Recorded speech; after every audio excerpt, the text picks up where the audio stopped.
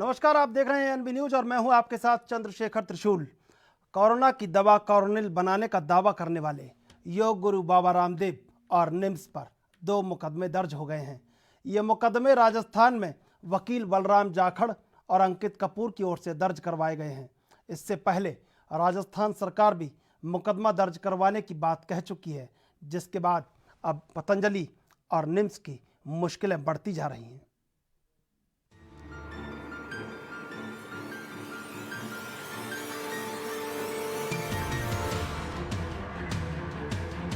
कोरोनिल पर कसा शिकंजा। कोरोना संकट के दौर में दुनिया के सभी बड़े देश कोरोना की दवा बनाने की कोशिश में जुटे हैं। भारत में कोरोना की दवा बनाने को लेकर लगातार प्रयास किए जा रहे हैं। इसी क्रम में पतंजलि ने दावा किया कि उन्होंने कोरोना वायरस को मात देने वाली दवाई बना ली। योग गुरु रामदेव ने मंगलवार को प्रेस कॉन्फ्रेंस में इसका ऐलान किया, लेकिन बाबा रामदेव की इस दवा पर आयुष मंत्रालय ने तलवार लटका दी। आयुष मंत्रालय ने फिलहाल दवा के विज्ञापन पर रोक लगा दी और पतंजलि से जानकारी मांगी। हालांकि पतंजलि की ओर से कहा गया कि मंत्रालय को जानकारी दे दी गई, लेकिन सबके बीच पतंजलि और निम्स के खिलाफ 2 मुकदमे दर्ज हो गए। पहला मामला जयपुर के भांकरोटा थाने में दर्ज हुआ और दूसरा मामला डॉक्टर संजीव गुप्ता ने दर्ज करवाया। यही नहीं, इससे पहले राजस्थान सरकार ने बाबा रामदेव के कोरोना वायरस की दवा कोरोनिल खोजने के दावे को फ्रॉड करार दिया। राजस्थान सरकार के स्वास्थ्य मंत्री रघु शर्मा ने कहा कि महामारी के समय बाबा रामदेव ने इस तरह से कोरोना की दवा बेचने की कोशिश की, वो अच्छी बात नहीं। राजस्थान सरकार ने की कार्रवाई की बात। वहीं स्वास्थ्य मंत्री रघु शर्मा ने कहा कि आयुष मंत्रालय के गजट नोटिफिकेशन के अनुसार बाबा रामदेव को आईसीएमआर और राजस्थान सरकार से किसी भी कोरोना वायरस की आयुर्वेदिक दवा के ट्रायल के लिए परमिशन लेनी चाहिए थी, लेकिन बिना परमिशन के और बिना किसी मापदंड के ट्रायल का दावा किया गया, जो गलत है। उन्होंने कहा कि हम कानूनी कार्रवाई करेंगे और हमारे एक डॉक्टर ने मुकदमा दर्ज करवाया, उस मुकदमे के तहत भी कार्रवाई की जाएगी। कम लक्षण वाले थे सभी मरीज। उधर निम्स विश्वविद्यालय में गुणा कैंट को लेकर जाने वाले जयपुर के मुख्य चिकित्सा अधिकारी का कहना है कि मैं वहां पर इंचार्ज था और वहां पर किसी तरह की कोई दवा की ट्रायल के लिए हमसे इजाजत नहीं ली गई। मुख्य चिकित्सा अधिकारी ने कहा कि हमने कोई ट्रायल होते हुए भी नहीं देखा। वहां पर जितने भी मरीज भर्ती करवाए थे वे बिना लक्षण वाले थे, किसी में बुखार, खांसी या गले की खराश तक नहीं थी। ऐसे सभी मरीज 7 से 10 दिन में ठीक हुए हैं और दूसरी जगह पर ऐसे बिना लक्षण वाले मरीजों को रखा गया था, वहां भी इतने ही दिन में मरीज ठीक हुए हैं। पतंजलि ने नहीं ली कोई परमिशन। दरअसल पतंजलि रिसर्च फाउंडेशन ट्रस्ट की ओर से आयुष मंत्रालय को बताया गया कि यह क्लिनिकल ट्रायल जयपुर के national institute of medical science and research में किया गया। दावा किया गया कि उन्होंने हर नियम का पालन किया, साथ ही Ayurvedic science central council DG को लूप में रखा गया। उधर कोरोनिल पर सवाल उठने के बाद आयुष मंत्रालय ने बताया कि पतंजलि की ओर से जो रिसर्च पेपर दाखिल किया गया, उसके अनुसार कोरोनिल का क्लिनिकल टेस्ट 120 मरीजों पर किया गया, जिनमें कोरोना वायरस के लक्षण बहुत कम थे। इन मरीजों की उम्र 15 से 80 साल के बीच थी। इधर निम्स में ट्रायल की बात सामने आने के बाद राजस्थान सरकार हरकत में आ गई और उन्होंने कार्रवाई की बात की। उन्होंने कहा कि पतंजलि ने कोई परमिशन नहीं ली। सरकार ने दावा किया कि निम्स में किसी भी मरीज की रिपोर्ट 3 दिन में नहीं आती और जिन मरीजों पर ट्रायल किया गया वे उसी दिन नेगेटिव हो जाते हैं।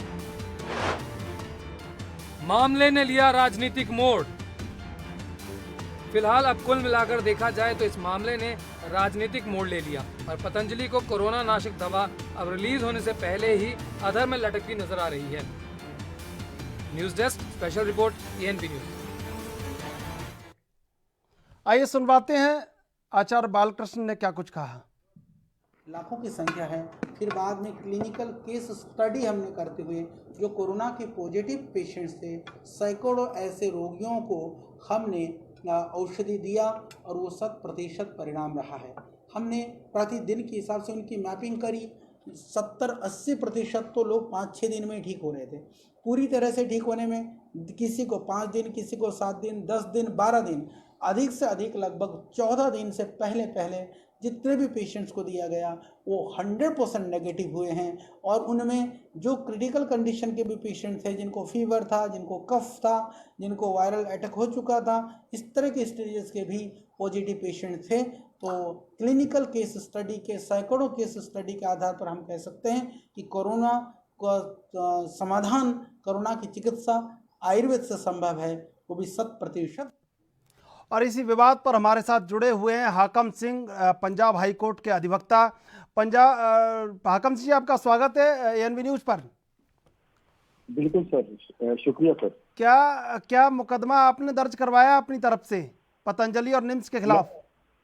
हाँ जी, हमने पतंजलि के खिलाफ जो है अभी आज सुबह ही हमने एक ज्वाइंट एप्लीकेशन जो मूव करी है, उसमें हमने जो सेक्शन 420 270 आईपीसी उसके तहत और जो section 7 drug and magic remedies के तहत हमने मामला दर्ज करने के लिए डीजीपी जो पंजाब उनसे दरख्वास्त की है। तो क्योंकि अभी जैसे हमें न्यूज से पता लगा कि जो लाइसेंस ऑफिसर थे उत्तराखंड के, उन्होंने भी कहा कि इन्होंने हमें फीवर की और कुछ और कफ वगैरह का इम्यूनिटी बूस्टर का कहकर हमें जो दवाई की परमिशन ली, और बाद में इन्होंने ये कहा कि हमने कोरोना की जो दवाई बना ली है। तो इससे इन्होंने समाज में जो बहुत ही बड़े लेवल के ऊपर झूठ बोला है। तो इसके लिए हमने इनके जो धाराएं बनती हैं इनके इन धाराओं के तहत हमने मामला दर्ज करने के लिए डीजीपी पंजाब को आज पत्र लिखा। हाकम सिंह, आपसे जानना चाहते हैं, जिस तरह लगातार बिना किसी को संज्ञान में लाए और भारत को ये समझ लिया जाता है कि कंपनी है, लोगों में पैठ है, तो अपनी चाहे मनमर्जी करो, ये मनमर्जी तो बिल्कुल कानून के खिलाफ है। बिल्कुल बिल्कुल, आप बिल्कुल सही कह रहे हैं। ये जो जब देश पूरा कोरोना से जूझ रहा है, लोग इतने ज्यादा परेशान हो रहे हैं, और उस दौर में जब लोगों को अच्छे रास्ते की जरूरत है, तब ये जो बाबा रामदेव और इसके जो साथी है, उन्होंने ऐसा जो काम किया जिससे पूरे का पूरा जो देश है वो भी शर्मसार हुआ है इंटरनेशनल लेवल के ऊपर भी। और इससे जो आयुष के जो काम करने वाले हैं उनको भी इस तरीके का सामना करना पड़ा कि जो जनता में जो उनका विश्वास है वो बिल्कुल खत्म हो चुका है। आज जब पूरी दुनिया में भारत कहीं कोरोना को स्थिर करने में कहीं जिस तरह अपना नाम कर रहा है, जिस तरह मौत के आंकड़े लगातार बढ़ते जा रहे हैं, बावजूद इसके सरकार, स्थानीय स्तर पर राज्य सरकारें, केंद्र सरकार सब जी जान से जुटे हैं, जुझारू हो रहे हैं, लेकिन एक कंपनी इस तरह का दावा करती है और लोगों को गुमराह होना पड़ता है। उसके बाद आयुष मंत्रालय सजग होता है, चिट्ठी जारी करता है, नोटिस मिलता है, तो ये गैर जिम्मेदाराना कृत्य नहीं है? आपको क्या लगता है, ऐसे गैर जिम्मेदाराना कृत्य पर क्या आपराधिक धारा बनती है, क्या कार्रवाई होनी चाहिए? बिल्कुल, इस जो गैर जिम्मेदार कार्य जो कृत्य इन्होंने किया है उसके लिए इनको सेक्शन 420 270 एंड 276 ऑफ आईपीसी के तहत इनके खिलाफ मामला दर्ज किया जाना चाहिए। और जो इसमें है जो सेक्शन 7 है drug and magic remedy act, उसके तहत भी मामला दर्ज किया जाना चाहिए। और इन्होंने जो अपने इंटरनेट के ऊपर ये वीडियो डाल के इन्होंने जो उसका दुरुपयोग किया है, उसके तहत इनके ऊपर section 66 D of information technology act के तहत मामला जो है दर्ज करना चाहिए। अच्छा, आपसे ये बात और जानना चाहते हैं, जब कंपनी इतनी सारी दवाई लॉन्च करती रही, तमाम जगह उनको लाइसेंस की प्रक्रिया पता है, तमाम उनको जो भी सरकार की जो फॉर्मेलिटीज़ हैं वो सारी चीज़ें पता है, बावजूद इसके कहीं उसको अनदेखा किया जाता है, तो ये भी एक गैर जिम्मेदारी बनती है कि आपको सारी चीज़ें पता होने के बाद आप गैर जिम्मेदारी से सिर्फ एक कहीं फ़ायदा लेने के लिए लॉन्चिंग कर देते हैं, जबकि जो उसका तथ्य है प्रमाणिक नहीं है। WHO को इग्नोर करते हैं, ICMR को आप अंधेरे में रखते हैं, आयुष मंत्रालय से कोई आपका संवाद नहीं है। तो ये किस तरह से देखते हैं, इस पर क्या प्रतिक्रिया? लोगों की भी आप जब बात करते हैं या आपने खुद मन में सोचा, तो क्या आपके मन में आया? मेरे मन में ये आया कि जब देश कोरोना नाम का जो भयानक जो बीमारी है उससे जब जूझ रहा है, तो इन लोगों ने इस दौर में जब लोग इतने परेशान हो रहे हैं, इन्होंने ठगी मचाने की जो है वो कोशिश की। इन्होंने सोचा कि किसी न किसी तरीके से ये जो लोग हैं, अगर हम इस तरीके की कोई दवाई लॉन्च कर देते हैं तो इसके जो ऑर्डर है वो जल्दी बुक हो जाएंगे और लोग ले भी जाएंगे, और इससे जो लोगों को जरूरत भी होगी, और इसकी जो जिन लोगों को कोरोना नहीं भी हुआ वो भी इसको स्टोर करेंगे। बिल्कुल। इन्होंने इस अवसर को ठगी में बदलने का जो कोशिश की और इन्होंने लूटने की जो देश को कोशिश की। जी जी बिल्कुल। अभी हमारे साथ राजस्थान में जो भांकरोटा में जिन्होंने मुकदमा दर्ज करवाया है, अधिवक्ता बलराम जाखड़ जुड़ चुके हैं। बलराम जाखड़, आपका बहुत बहुत स्वागत है एएनबी न्यूज पर। धन्यवाद। जिस तरह आपने मुकदमा दर्ज करवाया है, क्या लगा आपको कि ये क्या हो रहा है देश में? तमाम नियमों की अनदेखी हो रही है, या क्या लगा आपको? कैसे महसूस हुआ कि मुकदमा दर्ज करवाना चाहिए जाकर? सर देखिए, बहुत सिंपल सी बात है। कल 23 तारीख को बाबा रामदेव पतंजलि रिसर्च इंस्टीट्यूट के डायरेक्टर आचार्य बालकृष्ण जी और डॉक्टर बलवीर सिंह तोमर निम के डायरेक्टर हैं, और सो कॉल्ड जो ये सीनियर साइंटिस्ट बताते हैं, इन लोगों ने बैठ करके एक वाहियात और लोगों के अंदर भ्रम पैदा करने वाली एक प्रेस कॉन्फ्रेंस का आयोजन किया। और उस प्रेस कॉन्फ्रेंस के अंदर इन्होंने एब्सोल्युटली न्यूसेंस और सारे झूठे तथ्यों के आधार को प्रेषित करते हुए एक कोरोनिल नाम से और एक श्वेसारी नाम से एक दवाई का इन्होंने इजाद किया, और ये कहा कि इस दवाई को लेने से आप जो है वो 3 दिन के अंदर कोरोना जैसी महामारी जो आपके अंदर प्रवेश कर चुकी है उससे आपको निजात मिल जाएगी।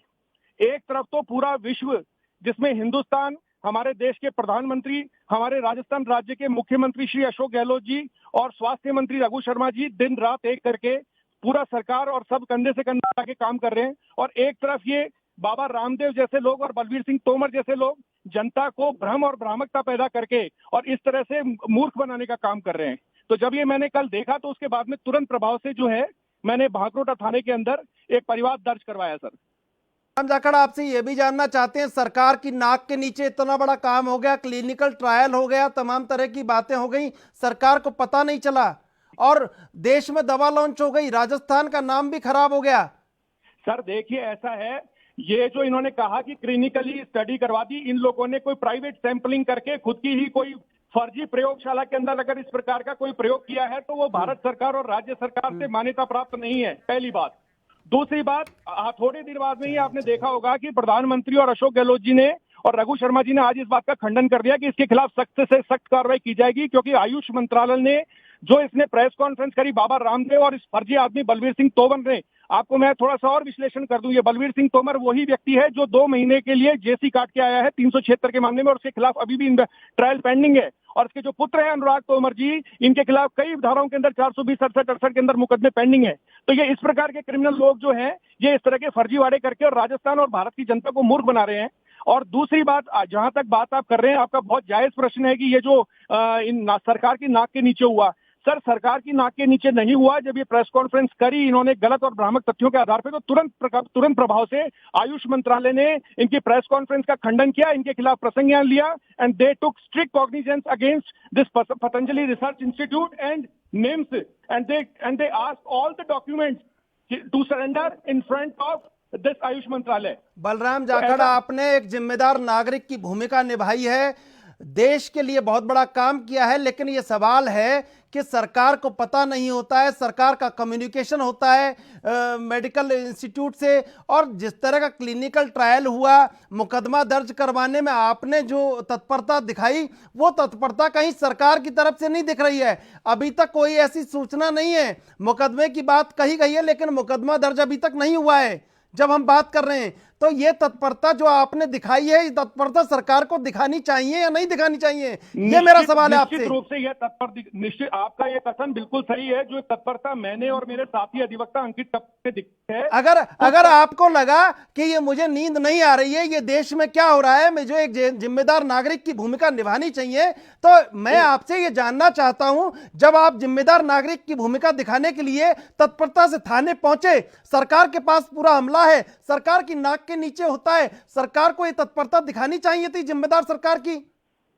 यह आपका कथन बिल्कुल 100% सही है, और मैं बहुत बहुत साधुवाद दूंगा राजस्थान की मीडिया को और आप जैसे पत्रकारों को और आप जैसे चैनलों को, जो इस प्रकार से निर्भीक होकर के सरकार के खिलाफ, अगर सरकार अच्छा काम करती है कोरोना काल में तो आप लोगों ने सरकार को सराहा, और जब सरकार ने इसके ऊपर कोई व्यक्ति विशेष के खिलाफ, अगर कोई बड़ा रसूखदार व्यक्ति उसके खिलाफ कोई कार्रवाई नहीं करी, मुझे नहीं पता किसे जाने अनजाने में करी या नहीं करी, तो आप जैसे पत्रकारों ने जो ये कदम उठाया कि इसके खिलाफ सख्त से सख्त कार्रवाई होनी चाहिए, क्योंकि इस तरह के जो लोग हैं ये समाज के लिए अभिशाप हैं। जहां पे एक तरफ पूरा देश इस कोरोना रूपी बीमारी से लड़ रहा है, ये लोग सिर्फ अपने निजी चंद स्वार्थ के लिए, कुछ पैसों के लालच के लिए पूरे देश और राजस्थान की जनता को इन्होंने इस बीमारी के भय और भ्रामकता के अंदर झोंक दिया है। ये हाकम सिंह जी, आपसे जानना चाहेंगे, एक तरफ चिताएं सुलग रही हैं देश में, मौत का आंकड़ा बढ़ रहा है, लेकिन लोग व्यापार के लिए लॉन्चिंग कर रहे हैं, लेकिन लोग देश को गुमराह कर रहे हैं। ये मानवता कहां जा रही है? और जो देश के जाने माने चेहरे हैं वो जब ऐसा करते हैं, जब उनसे ठेस लगती है, तो फिर मानवता के लिए क्या बच जाता है मानवता के पास? सर ये वही बाबा रामदेव। बिल्कुल, बलराम जाखड़ हमारे साथ हाकम सिंह जुड़े हुए हैं, पंजाब हाईकोर्ट के अधिवक्ता हैं, उन्होंने भी पंजाब में मुकदमा दर्ज करवाया है। मेरा सवाल उनसे है, हाकम सिंह, आप मेरी आवाज को सुन पा रहे हैं? मैं बिल्कुल आपकी बात सुन रहा हूँ। और जैसे कि आप मानवता की बात कर रहे हैं, और मानवता और बाबा रामदेव, इन दोनों का नजदीक तक भी कोई लेना देना नहीं है। बीजेपी सरकार आने से पहले बाबा रामदेव को मैंने खुद कहते सुना कि जो डॉलर है वो 40 रुपए आ जाएगा, काला धन आ जाएगा।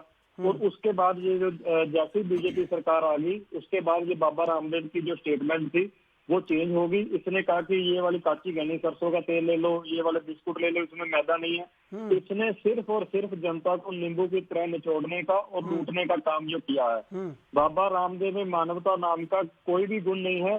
जब इस दौरान में जब लोग दूसरे लोगों के लिए लंगर लगा रहे हैं, लोग अपनी गाड़ियां बेचकर, अपने घर बेचकर लोगों के लिए ऑक्सीजन का इंतजाम कर रहे हैं, तो बाबा रामदेव उस मौके को भी अपॉर्चुनिटी में बदलने की कोशिश कर रहा है। और उसमें भी वो लूट मचाने की जो है कोशिश उसने जो कल की, तो इससे ये बिल्कुल सही साबित होता है कि बाबा रामदेव में मानवता का कोई भी गुण मौजूद नहीं है। बिल्कुल बलराम जाखड़, यही मेरा सवाल आपसे है। जब देश में चिताएं सुलग रही हैं, कहीं घर घर में मौत का कोहराम मचा है, कोरोना से मरने वालों की संख्या में लगातार इजाफा हो रहा है, कोरोना का संक्रमण लगातार बढ़ रहा है, तब आपको मानवता का रुख इख्तियार करना चाहिए। लेकिन आप दवा लॉन्चिंग करके बेचना चाहते हैं अपने सामान को, यह कितना गंभीर गैर मानवतावादी कृत्य है आपकी नजर में? और उजागर करना चाहूंगा, जहां पर हमारे प्रधानमंत्री नरेंद्र मोदी जी और हमारे राजस्थान के यशस्वी मुख्यमंत्री श्री अशोक गहलोत जी इस बीमारी से लड़ने के लिए केंद्र और राज्य सरकार कंधे से कंधा मिला के काम कर रही है। 20 लाख करोड़ का इन्होंने बजट का आवंटन किया है। राजस्थान सरकार ने अभी तक नहीं करते हुए भी 30 से 40 हजार करोड़ रुपए का राशन एक एमएलए ने अपने फंड से पैसा बांटा है। इतना मानवतावादी काम किया इन लोगों ने। वहीं पर इस प्रकार के कुछ असामाजिक तत्व बाबा रामदेव और इस बलवीर सिंह तोमर जैसे लोग आकर के सिर्फ कुछ पैसे, चंद पैसों के सिक्कों के लालच के अंदर भारत की जनता, राजस्थान की भोली भाली भूखी जनता के खिलाफ इस प्रकार का कृत्य करते हैं। इनको शर्म आनी चाहिए। जब ये प्रवासी मजदूर राजस्थान के एक कोने से दूसरे कोने में जा रहे थे, तब बाबा रामदेव कहां थे? जब प्रवासी मजदूर के बच्चे सड़क के ऊपर मर रहे थे, इनकी चिताएं जल रही थी, उस समय डॉक्टर बलवीर सिंह तोमर कहां था? और अब ये कह रहे हैं हमने कोरोनिल नाम से दवा बना दी। और मैं आज आपके चैनल के माध्यम से बाबा रामदेव को आह्वान देता हूं कि वे अपनी डिग्री को प्रेषित करें कि उन्होंने किस प्रकार की, कौन सी एमबीबीएस की डिग्री कर रखी है, कौन सी एमडी की डिग्री कर रखी है, कि इन्होंने 3 दिन के अंदर कौन सा क्लिनिकली ट्रायल करा दिया, 100 मरीजों के ऊपर पेशेंट कर दिया। और आपने ये कह दिया कि साहब हमारी जो रिकवरी रेट है वो 69% है, हमारा जो डेथ रेट है वो 0% है, और हम ये जो दवाई है इसका एक्सेस जो है, जो वेंटिलेटर के जो पेशेंट्स हैं उनके ऊपर भी करेंगे। आपने भारत की जनता को, भारत के शासन को, राज्यों के मुख्यमंत्री को और पत्रकारों को और एक जागरूक अधिवक्ताओं को और नागरिकों को मूर्ख समझ रखा है क्या? कि आपके मन में आएगा आप वो उसमें दवाई के आप इंग्रेडिएंट्स देखिए। मैं थोड़ा सा आपको विश्लेषण बताता हूं। मैंने मेरा सवाल आप दोनों से है। पहले मैं हाकम सिंह से जानना चाहूंगा, फिर आपसे जानूंगा। आप न्याय के मंदिर में आते जाते हैं, कहीं न्याय दिलवाने की जिम्मेदारी है आपकी।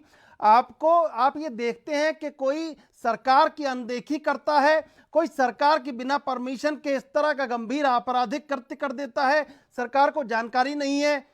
ये कोई गली मोहल्ला नहीं है, पूरा देश है। आप अपनी दवा बेच के चले जाएंगे नीम हकीम बनकर, और जिन दवाइयों का काढ़ा सरकार, आयुष मंत्रालय कहता रहा कि ये दवाइयां आपको काढ़ा बना के पीजिए, सरकार उनको सुझाव देता रहा, उन्हीं को आप बेचने की बात कर रहे हैं। तो आपको लगता नहीं है सरकार के कहीं अनदेखी करना भी अपने मन में एक हठधर्मिता है, और कहीं ऐसा लगता है कि सरकार से ये लोग बड़े हो गए हैं? हाकम सिंह, सबसे पहले आपका जवाब जानना चाहूंगा मैं। बिल्कुल बिल्कुल।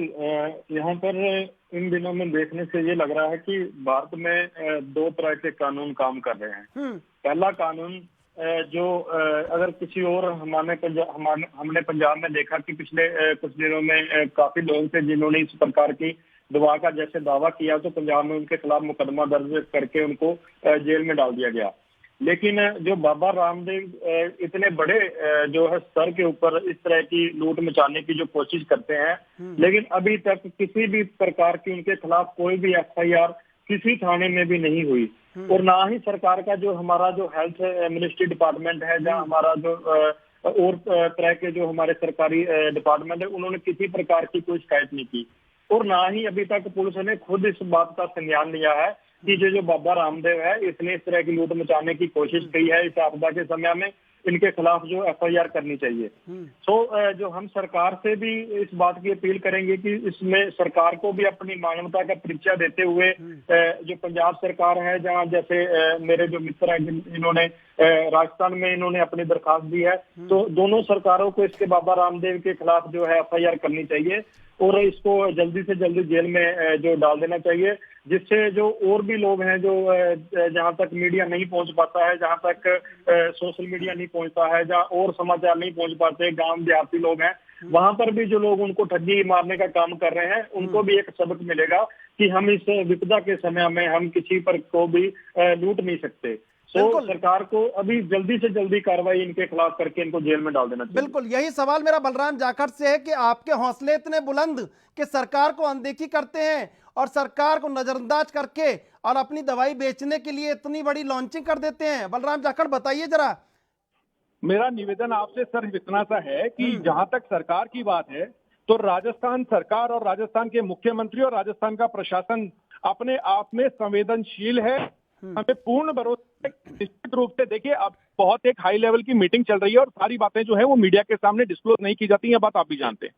बहुत ही हाई लेवल की मीटिंग चल रही है जिसके अंदर अभी बहुत जल्दी शायद ये तय हो जाएगा और आप देखेंगे बहुत अच्छी शुभ समाचार आएंगे कि बहुत शीघ्र इनके खिलाफ प्रकरण दर्ज होगा, इनकी दवाइयों के ऊपर बिक्री पे रोक लगेगी और इन लोगों को बहुत शीघ्र इनके खिलाफ सख्त से सख्त कानूनी कार्रवाई की जाएगी। और ये कथन है, ये मैं हमारे यशस्वी मुख्यमंत्री जी के जो स्वास्थ्य मंत्री हैं श्री रघु शर्मा जी, उनका ट्विटर हैंडल देखिए आप, और उसके अलावा जो गूगल के ऊपर आप देखेंगे तो उन्होंने खुद ने कही है बहुत संवेदनशीलता और जिम्मेदारी के साथ में कि राजस्थान सरकार जो है वो इस प्रकार का न्यूसेंस बर्दाश्त नहीं करेगी और इस प्रकार तो ये बलबीर सिंह तोमर और बाबा राम के खिलाफ कार्रवाई की जाएगी।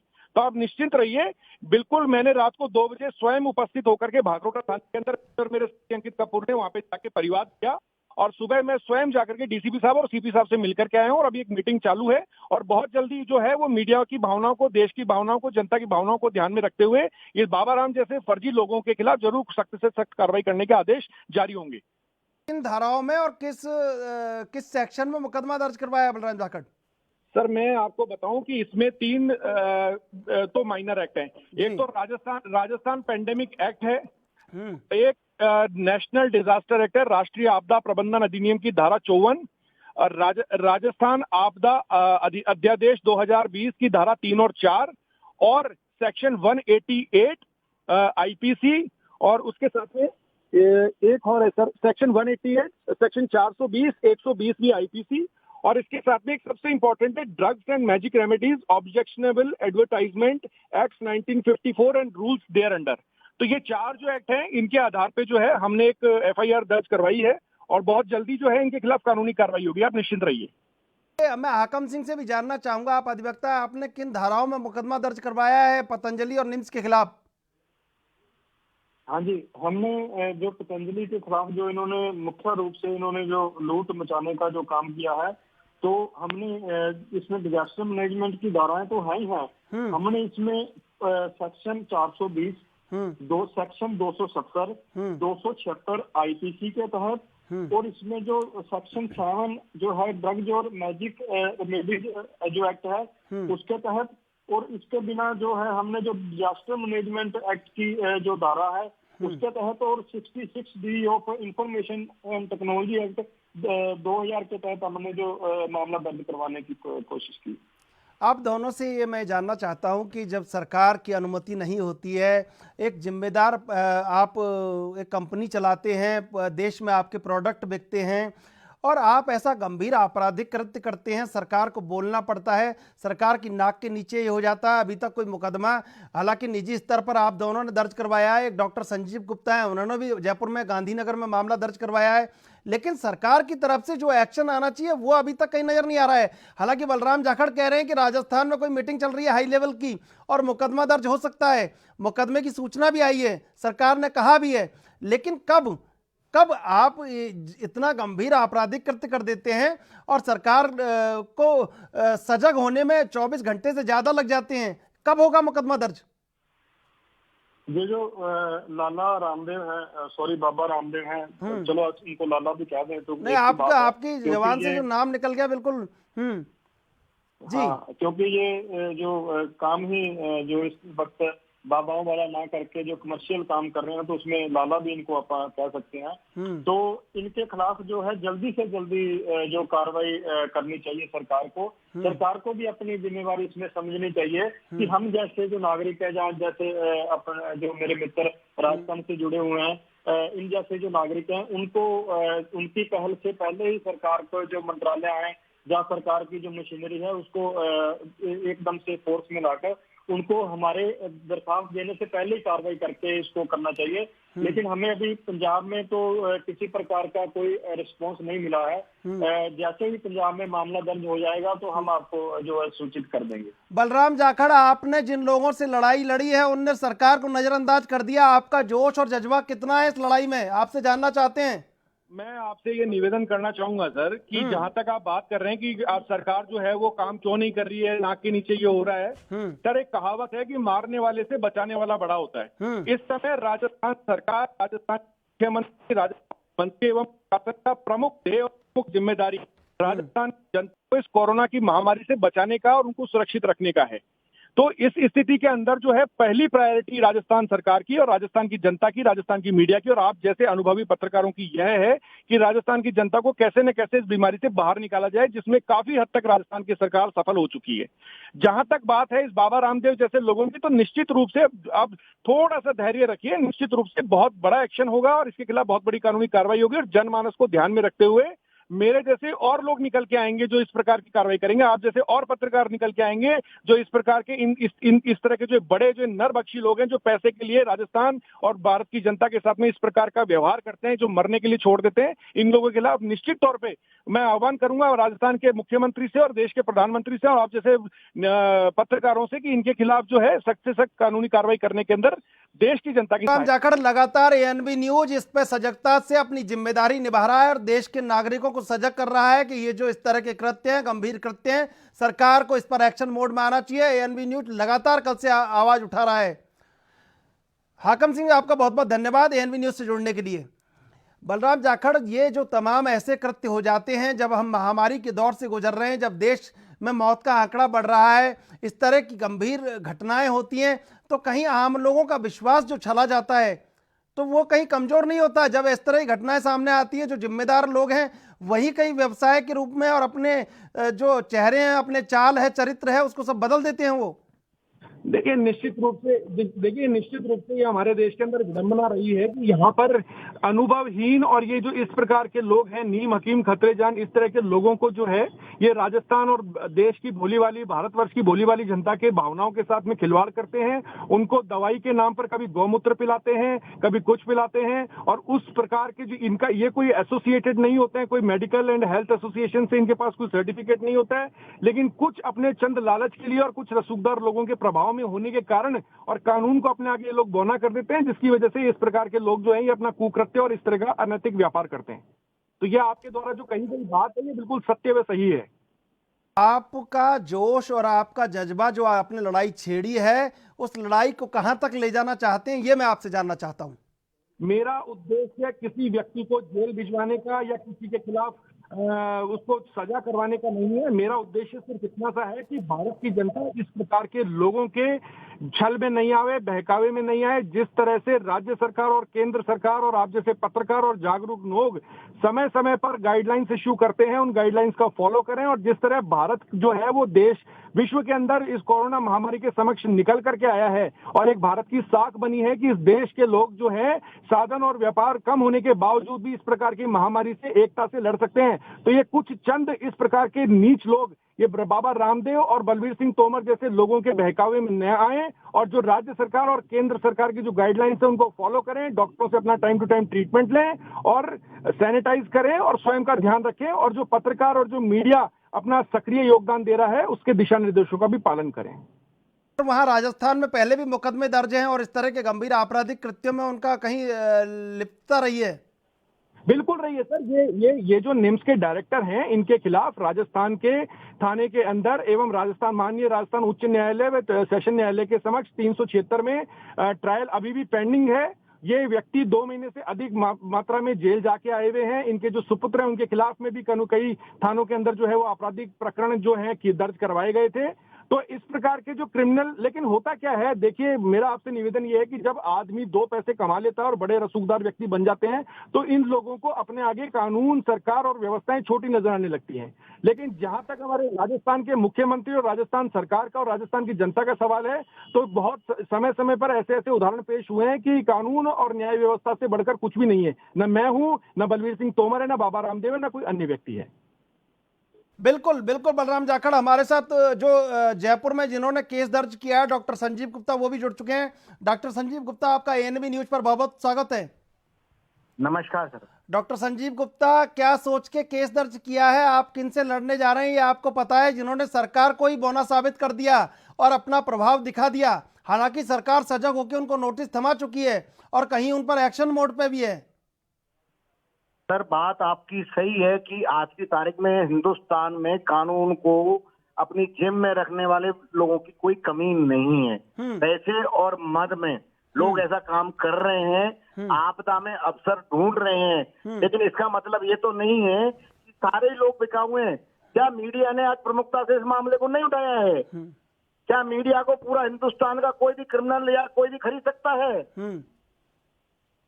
बिल्कुल सर, मीडिया ने अपनी जिम्मेदारी समझी इस मामले को पूरी तरीके से उठाया है। सलाम करना चाहता हूं तहे दिल से पूरे हिंदुस्तान के मीडिया को। मीडिया ने जिस तरह से इस मामले को उठाया और आम जनता को अरबों करोड़ों रुपए की लूट से बचाया है, ये एक बहुत सोची समझी सुनियोजित षड्यंत्र है, चाल है। हिंदुस्तान की 135 करोड़ जनता को गुमराह करने की चाल है, जिसमें 500 रुपए की एक दवाई से 10,000 करोड़ 1,000 करोड़ लोगों को, जितने भी दुनिया को ये दवाई बेचेंगे।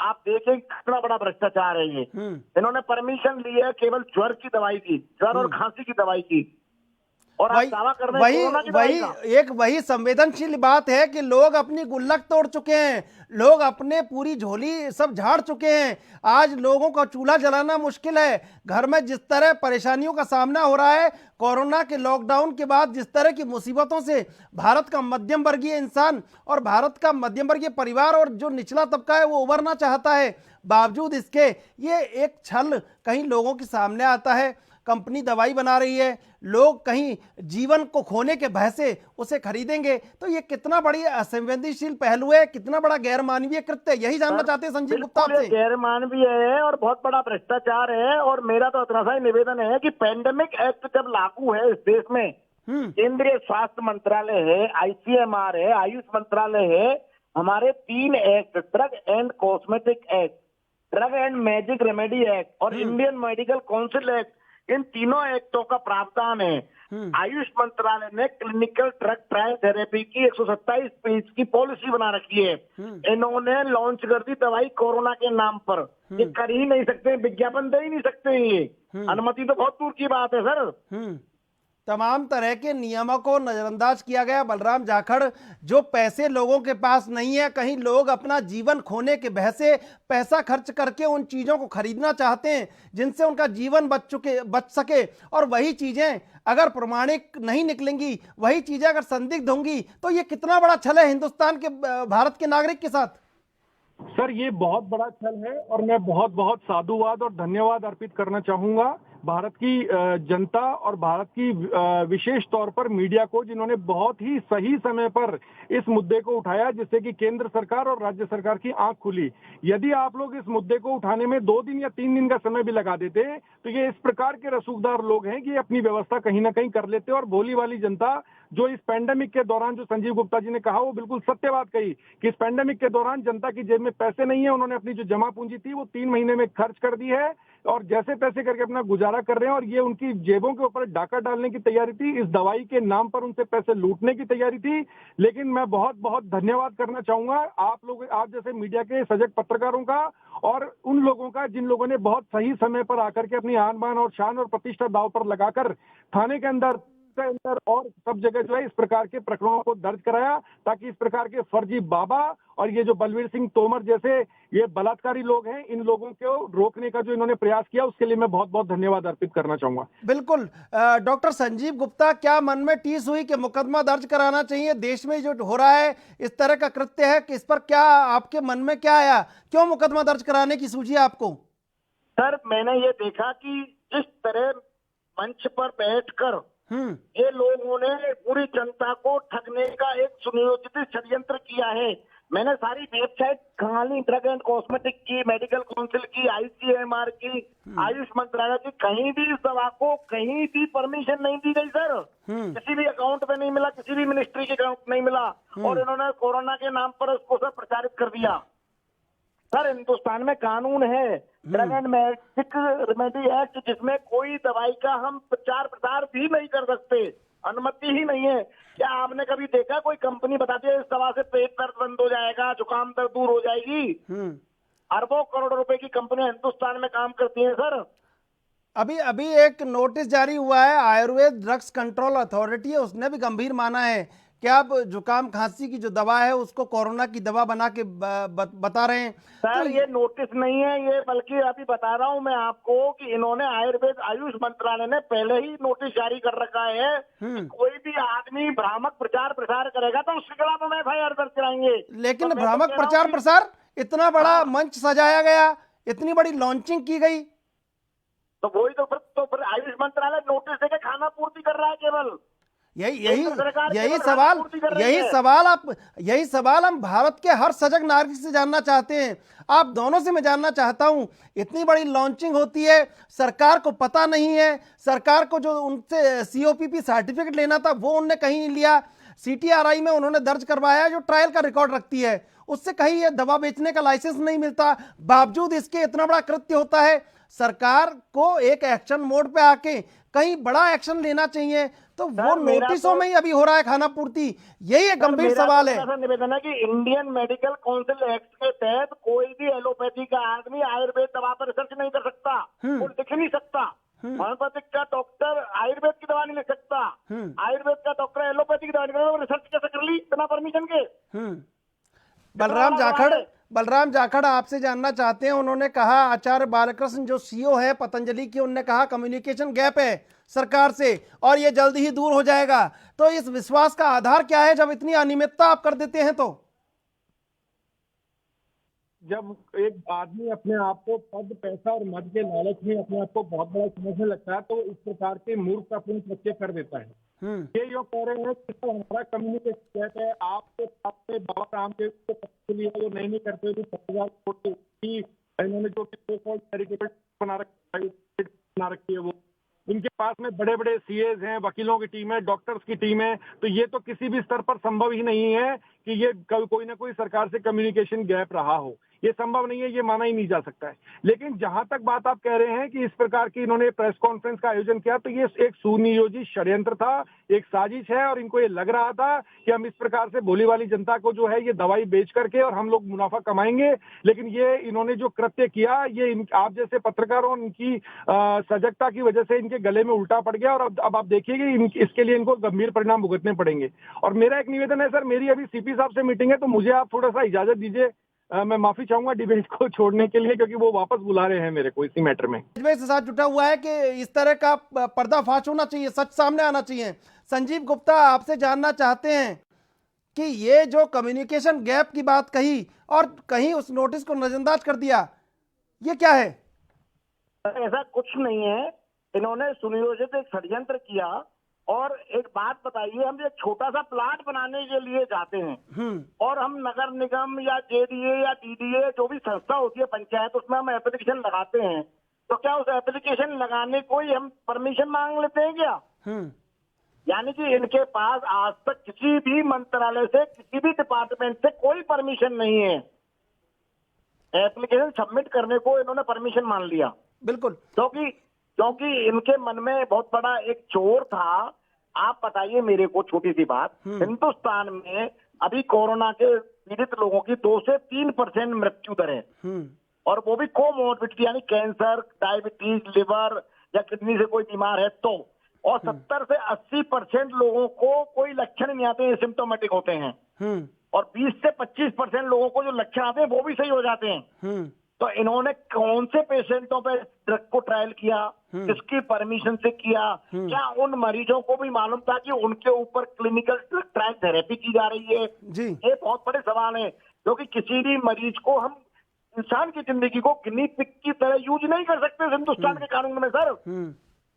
इवन हम किसी जानवर को भी यूज नहीं कर सकते, उसको भी बैन किया हुआ है। तो इन्होंने किस तरह मरीजों को, किस आधार पर इन्होंने क्लिनिकल ट्रायल थेरेपी कर ली?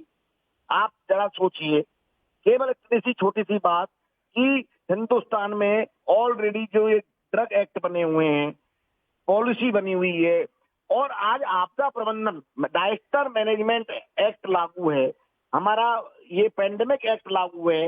इसमें इन्होंने आयुष मंत्रालय का क्लियर नोटिस है कि कोई भी भ्रामक दावा करेगा तो उसके खिलाफ एफआईआर दर्ज होगी। तो इन्होंने अभी तक बाबा रामदेव के खिलाफ एफआईआर दर्ज क्यों नहीं कराई सर?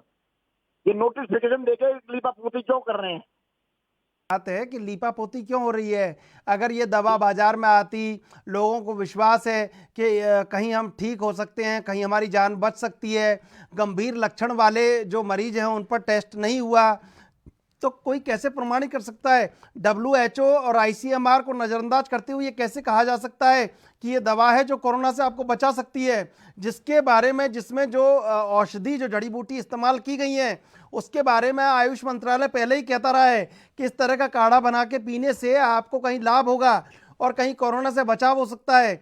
और वहाँ पे माइल्ड एंड मॉडरेट जो सिम्टम्स वाले पेशेंट थे उनको क्लिनिकल ट्रायल के लिए लिया गया। तो ये गंभीर कृत्य है कि आप सरकार को गुमराह करते हैं। अब गंभीर लक्षण वाले अगर जो सिम्टम्स वाले पेशेंट है उसको अगर ये कोरोना दी जाती है तो वो बच जाएगा, ये दावा कितना सही है और ये दावा कितना प्रमाणिक है? ये भी तो बहुत गंभीर बात है। संजीव गुप्ता जी। सर सबसे बड़ी बात है कि इसमें शुरू से ही इनके मन में एक सुनियोजित षड्यंत्र के और इन्होंने सारी, क्योंकि इन्होंने लिखा है, आज ड्रग कंट्रोलर उत्तराखंड ने अपना बयान दिया है कि साहब इन्होंने केवल ज्वर और खांसी की दवाई के लिए हमको अप्लाई किया है, उसमें कोरोना शब्द नहीं है, और अधिकृत अभी केवल ICMR है, एक triple layer mask, PPE unit, rapid test kit और मशीन के लिए अगर कोरोना में कोई भी स्पेसिफिकेशन जारी होगा, कोई भी काम होगा तो ICMR ही इंडिया में अधिकृत है। ICMR के पास आज तक इस रिसर्च की कोई सूचना नहीं है सर। यही एक बात है कि जो प्राइमा फेसी प्रिवेंशन है उससे तो लोगों का ध्यान हट जाएगा। केंद्र सरकार को लीपापोती करने की जगह इनके खिलाफ खुद को FIR करानी चाहिए सर। यही हम जानना चाह रहे हैं कि संजीव को क्यों जरूरत पड़ी? सरकार की ड्यूटी है ये।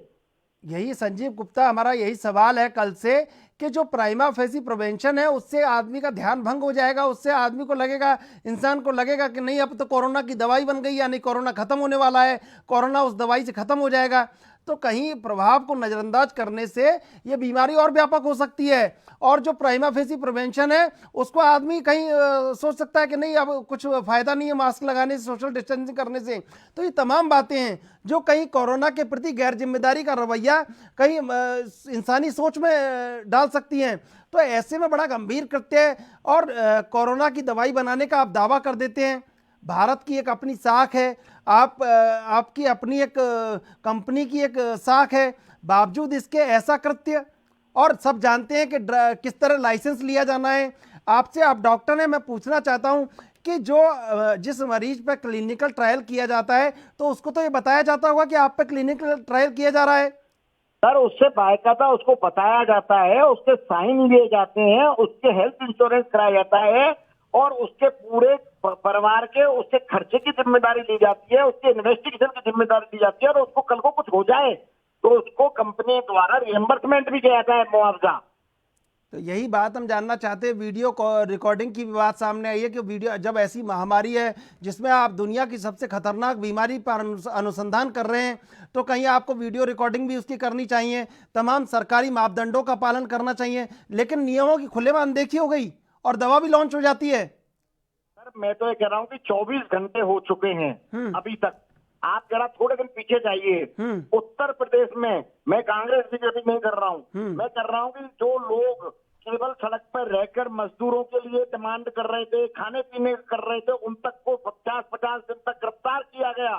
राजस्थान में भी कई नेताओं के खिलाफ FIR दर्ज की गई, उत्तर प्रदेश में भी FIR दर्ज की, क्योंकि पेंडेमिक एक्ट कहते हैं, क्योंकि लॉकडाउन के टाइम में घर से निकलना मना था और लोग अब पेंडेमिक एक्ट के तहत रामदेव और पतंजलि पे क्यों कार्रवाई नहीं कर रही है केंद्र सरकार? केंद्र सरकार को किस चीज का डर है? और संजीव गुप्ता ये भी जानना चाहते हैं, आचार्य बालकृष्ण ने कहा कि कम्युनिकेशन गैप हो गया है। ये कम्युनिकेशन गैप कैसे हो सकता है? और वो गैप आज 12 घंटे में दूर भी हो गया। देखिए आश्चर्य, तो 3 महीने से इनकी क्लिनिकल ट्रायल थेरेपी चल रही है और आज 12 घंटे में कम्युनिकेशन गैप भी दूर हो गया।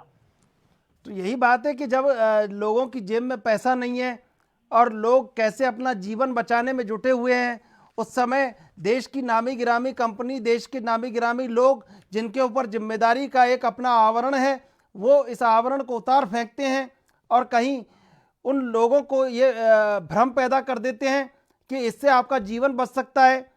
तो ये तो बहुत बड़ी बात है, मानवता के भी खिलाफ है और कहीं नागरिकता के भी खिलाफ है और तमाम चीज़ों के खिलाफ है अगर देखा जाए तो।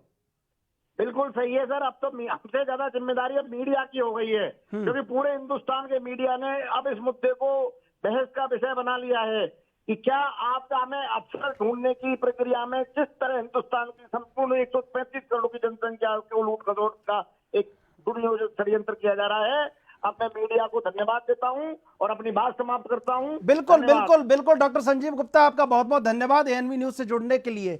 जिस तरह अब मुकदमे पर मुकदमे दर्ज होते जा रहे हैं, जिस तरह लगातार कहीं अब पतंजलि और निम्स पर शिकंजा कसता जा रहा है, उससे बिल्कुल लग रहा है कि अब सरकार एक्शन मोड पर है और इस लॉन्चिंग पर निगाह बनाए हुए है।